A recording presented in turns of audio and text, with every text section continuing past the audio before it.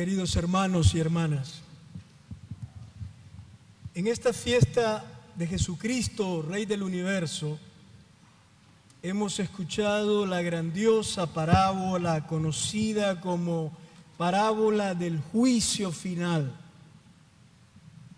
Esta parábola de Jesús no tiene como finalidad amenazarnos ni llenarnos de miedo. El texto pertenece al género literario apocalíptico que, como es usual en este tipo de literatura, habla del final de la historia usando imágenes fuertes para impactar al lector y moverlo a tomar decisiones urgentes. Para mostrar el señorío de Cristo resucitado, en el texto se utiliza la imagen del rey, una imagen propia de la cultura de la época en la que se escribe el Evangelio, en la que los reyes llamaban a juicio a sus súbditos para pedirles cuenta de sus acciones. En medio de esta grandiosa construcción literaria y de este escenario solemne, se presenta Jesús. Y Jesús se presenta como rey y juez al final de la historia. Es un rey que no es cruel ni injusto. Es Jesús quien nunca condenó ni amenazó a nadie. No hay por qué tener miedo.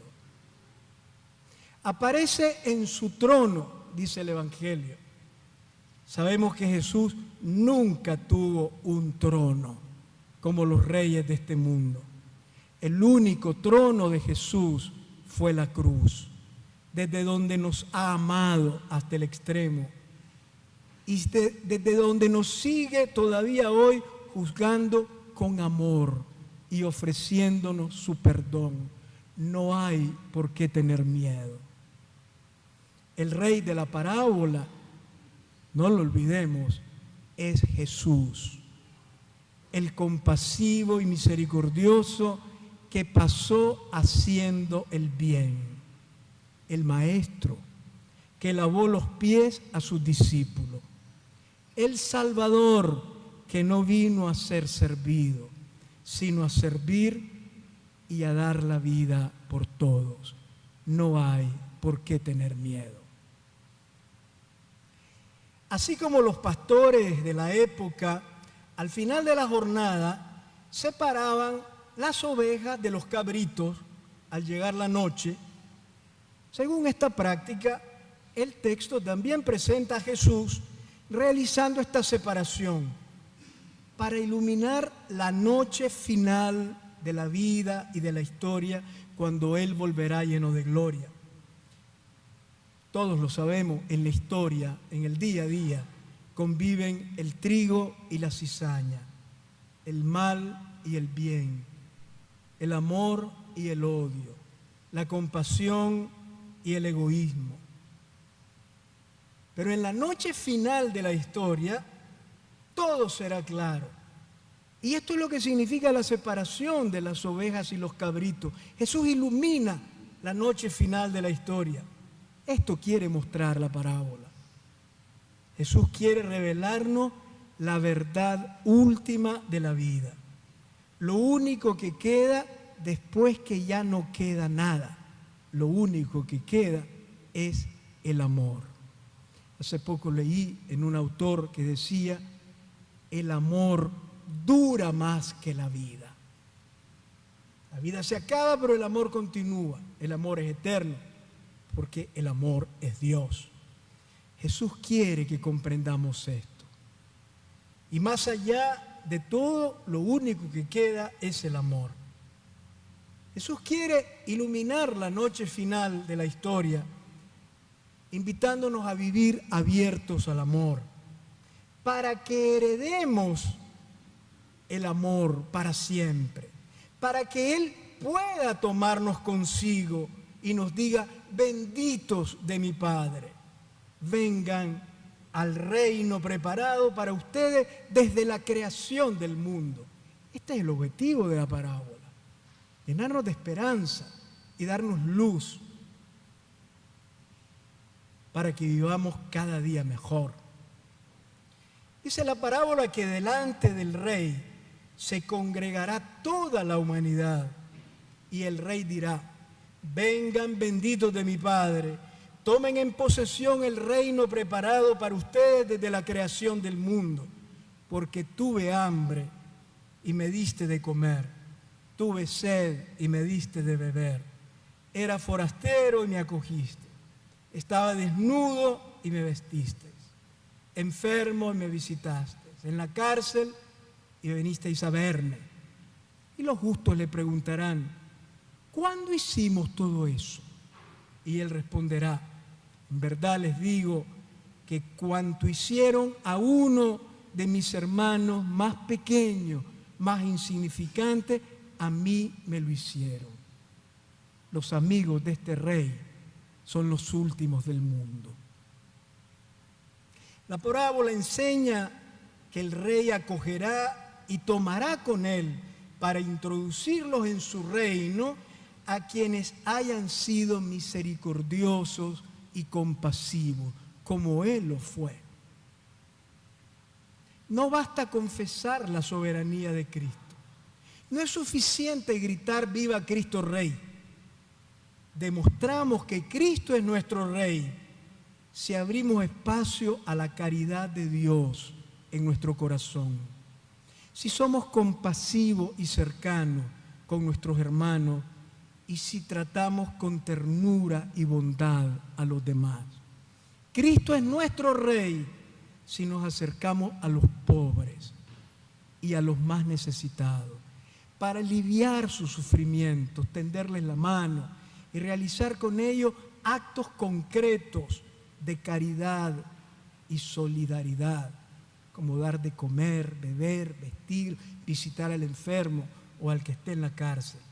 La parábola nos enseña que entramos en el reino de Cristo acercándonos al hermano que pide pan, vestido, acogida, compañía o solidaridad, para sostenerlo, ayudarlo y socorrerlo.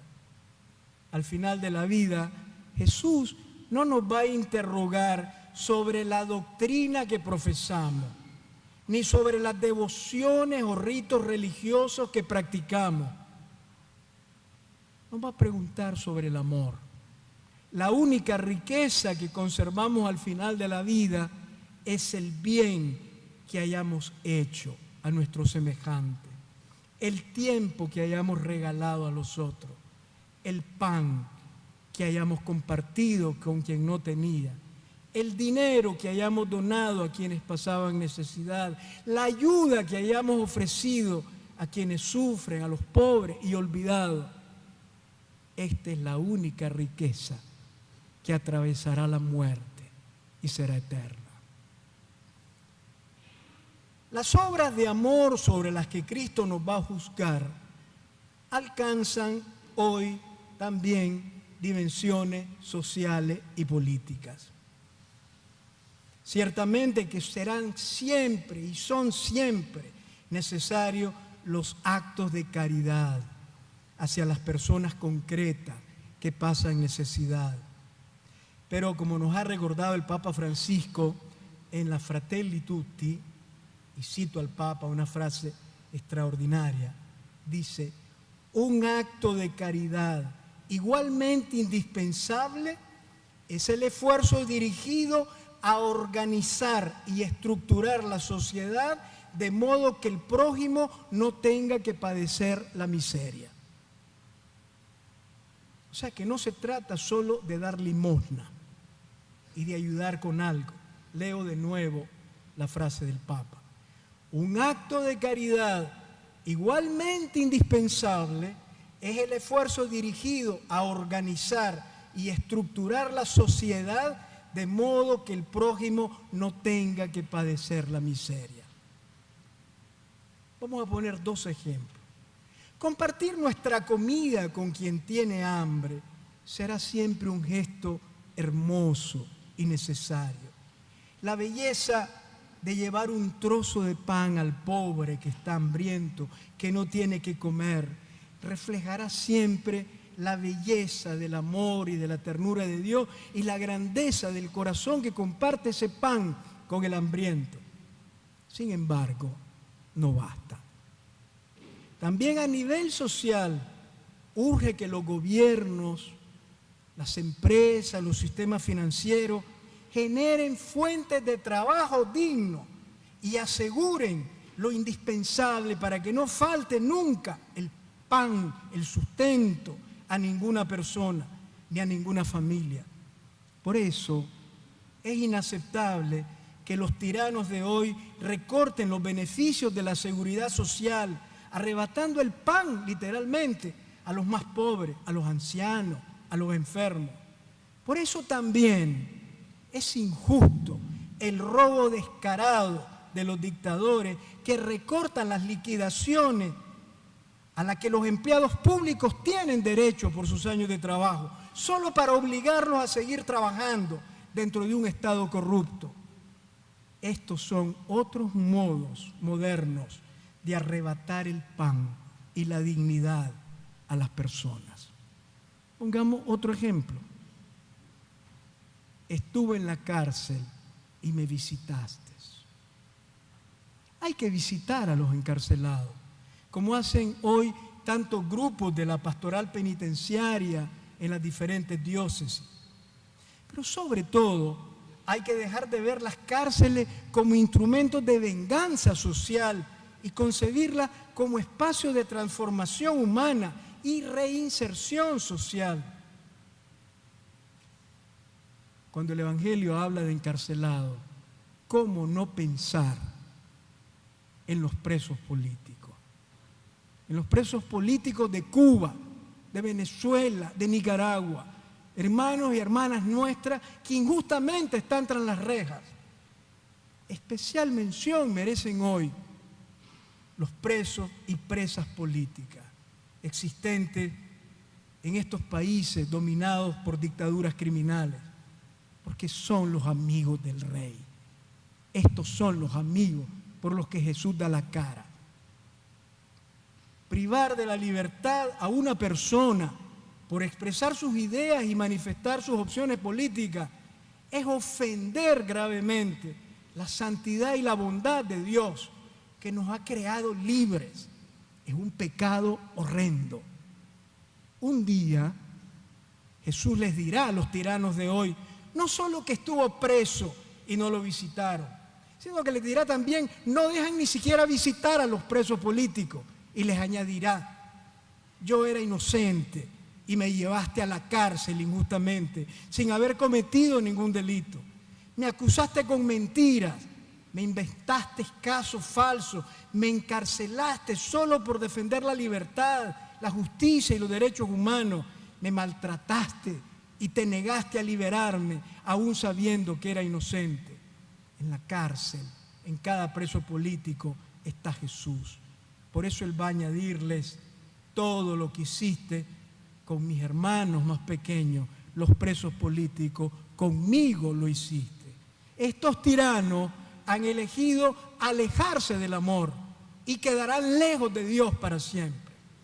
Mientras tanto, nosotros no nos cansemos de recordar a estos hermanos y hermanas nuestras, amigos del Rey. No dejemos de alzar nuestra voz y de luchar por estos hermanos y hermanas en quienes Cristo está presente. Y no dejemos de luchar y alzar la voz para que desaparezca de una vez para siempre esta lacra social en nuestros países. Lo más importante de la parábola de hoy es que Jesús dice que lo que hacemos o dejamos de hacer con los pobres, los que sufren o pasan alguna necesidad, lo hacemos o lo dejamos de hacer con Él. A estas personas Jesús las llama hermanos míos más pequeños. Son los cercanos al Rey, sus amigos íntimos. Él se identifica con ellos, está presente en cada uno de ellos. Por eso, acercándonos, tocando, conversando, ayudando a los pobres, a los emigrantes, a los enfermos, a los ancianos solos, a quien pasa necesidad, a quien llora. Nos acercamos, tocamos y nos encontramos con Jesús, el Rey.